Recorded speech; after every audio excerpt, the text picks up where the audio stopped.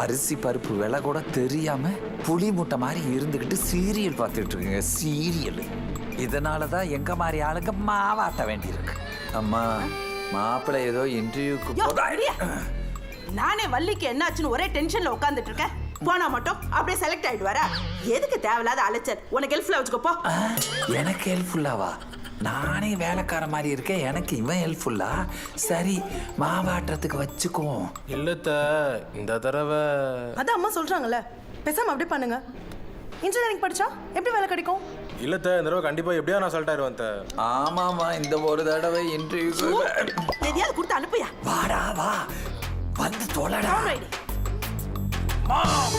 நேத்து வந்தவளுக்காக நீ எதுக்குமா போகணும்? அவளை போக சொல்றேம்மா வீட்டை விட்டு.